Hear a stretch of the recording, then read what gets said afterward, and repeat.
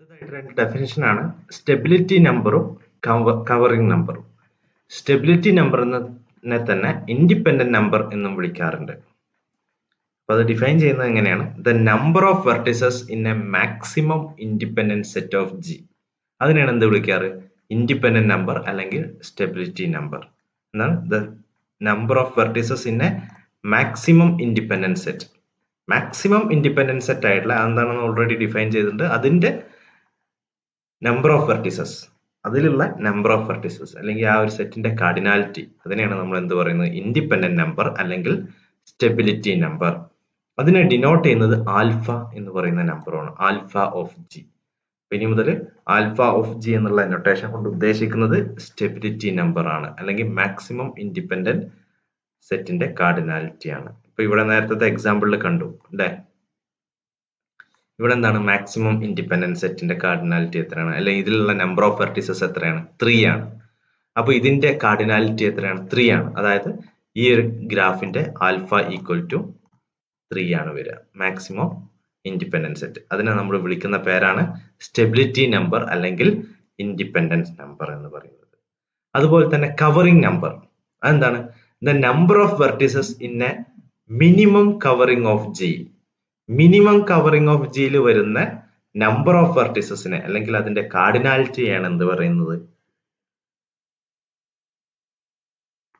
Covering number എന്ന് പറയുന്നത്. അതിനെ ഡിനോട്ട് ചെയ്യുന്നത് ബീറ്റ എന്നാണ്.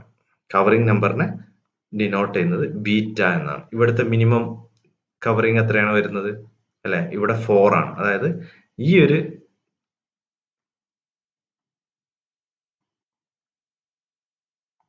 ബീറ്റ ഈക്വൽ ടു എന്താണ് ഇവിടെ വരിക? മിനിമം നമുക്ക് എന്താണ്? 4 എണ്ണെങ്കിലും വേണം എന്ത്? മിനിമൽ കവറിങ്ങിന് വേണ്ടിയിട്ട്. അപ്പൊ ഇതിൽ മിനിമൽ, നേരത്തെ പറഞ്ഞപ്പോൾ മിനിമൽ കവറിംഗ് ആയിട്ട് വരുന്ന എന്താണ്? ഒരുപാട് സെറ്റുകൾ വരും അല്ലെ? ഇത് മിനിമൽ കവറിംഗ് ആണ്. ഇതുപോലെ തന്നെ എന്താണ്? ഈ V1, V5, V3, V6 അതും ഒരു മിനിമൽ കവറിംഗ് ആണ്. മിനിമൽ കവറിംഗ് ഒരുപാട് വരും. അതിന്റെയൊക്കെ കാർഡിനാലിറ്റി 4 ആണ്. മിനിമം ആയിട്ട് വരുന്നത് എന്താണ്?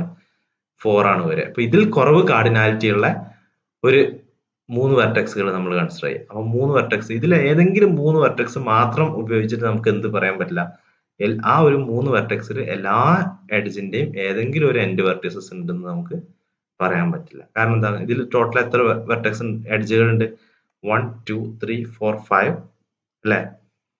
1, 2, 3, 4, 5, 6, 7, 8, 9 വെർട്ടെക്സുകൾ ഉണ്ട്.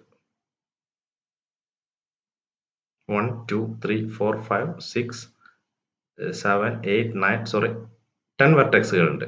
കാരണം 5 വെർട്ടെക്സുമായിട്ടും ഈ ഒരു വെർട്ടെക്സിന് എന്തുണ്ട്? ജോയിനിങ് വരുന്നുണ്ട്.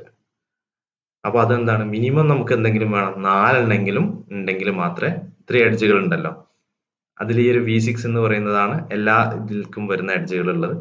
മിനിമം 4 എണ്ണെങ്കിലും ഉണ്ടെങ്കിൽ മാത്രമേ നമുക്ക് എന്ത്? ഇപ്പൊ 4th കുറവുള്ള ഒരു എക്സാമ്പിൾ കൺസിഡർ ചെയ്യാം. ഇപ്പൊ V1 നമുക്ക് എടുത്തു. അങ്ങനെയാണെങ്കിൽ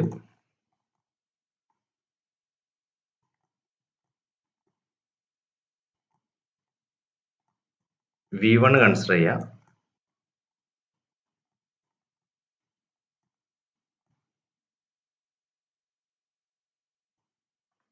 V1 കൺസിഡർ ചെയ്യാം.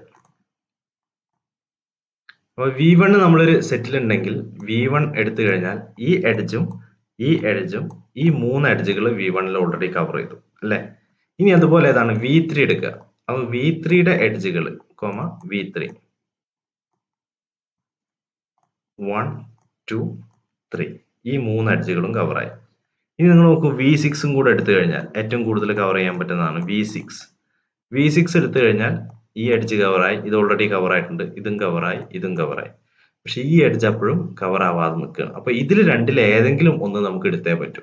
അതെന്താണ്? ഇവിടെ മിനിമം 4 എണ്ണെങ്കിലും വരുമ്പോൾ മാത്രമേ ഇതെന്താവുള്ളൂ? മിനിമം ആവുള്ളൂ. അപ്പൊ ആ ഒരു നമ്പറിന്റെ കാർഡിനാലിറ്റിനെയാണ് നമ്മൾ എന്ത് വിളിക്കുക? കവറിംഗ് നമ്പർ എന്ന് പറയാം. Number of vertices in A minimum covering of G. അതിനെ ഡിനോട്ട് ചെയ്യുന്ന പേര്, നൊട്ടേഷൻ ആണ് ബീറ്റ ഓഫ് ജി എന്ന് പറയുന്നത്.